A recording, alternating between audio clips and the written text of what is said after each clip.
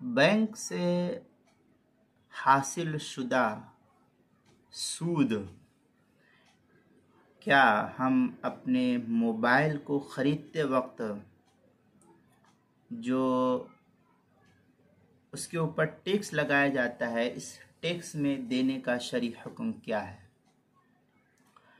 तो जैसे हम फ्लिपकार्ट से या इसी तरीके से अमेज़ॉन से या स्नैपचैट से, ईबे वगैरह जो ऐसे ऐप्स हैं, उसके ज़रिए हम मोबाइल ख़रीदते हैं, फ्रीज़ ख़रीदते हैं, लैपटॉप ख़रीदते हैं या और कोई भी चीज़, बहुत सारी चीज़ें बिकती है, उसको ख़रीदते हैं। तो ये जो सूद का पैसा है, हम इन कंपनी को दे सकते हैं या नहीं मोबाइल ख़रीदते वक्त? इसका शरई हुक्म क्या है? तो इस सिलसिले में एक साहब ने ये सवाल किया था, तो कहा कि इसके ऊपर गौर व फिक्र करें। मैंने उनको कोई जवाब तो नहीं दिया था। तो आज ये समझ में आता है कि फ़ुक़हा लिखते हैं कि जो सूद का पैसा है, पहला हुक्म तो ये है कि सूद का माल ये हराम माल होता है।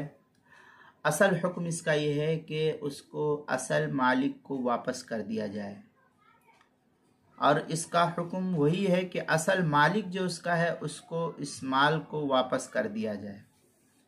अब असल मालिक मालूम नहीं है, तो असल मालिक तक रसाई मुमकिन ना होने की सूरत में इस माल को फ़ुक़रा पर बिलानियत सवाब सदका करना ज़रूरी है, जिसकी तफसील जो है इज़ाहुन नवादिर के सफ़ा 100 और सफ़ा 101 पर है। बज़्लुल मजहूद में है सर्रहल फ़ुक़हा बिअन्न मन इक्तसब मालन बिग़ैरि हक़्क़िन। इसके तहत जो है नकल किया है बज़्लुल मजहूद किताबुत तहारा बाब फ़र्ज़ुल वुज़ू, जो मिस्री नुस्खा है उसकी पहली जिल्द सफ़ा 148, हिंदी नुस्खा सहारनपुर का छपा हुआ उसकी पहली जिल्द सफ़ा 37, दारुल बशाइरुल इस्लामिया बैरूत का छपा हुआ नुस्खा उसकी पहली जिल्द सफ़ा 359, हदीस नंबर 59 के तहत नकल किया है। और भी मुतअद्दिद कुतुब फतावा के अंदर ये इबारत मिलती है। कहते हैं शरहुल मुजल्ला वगैरह के अंदर भी है, और भी मुख्तलिफ़ किताबों के अंदर ये इबारत मिलती है कि उस माल को वहीं लौटाया जाए जहाँ से इस माल को हासिल किया गया है।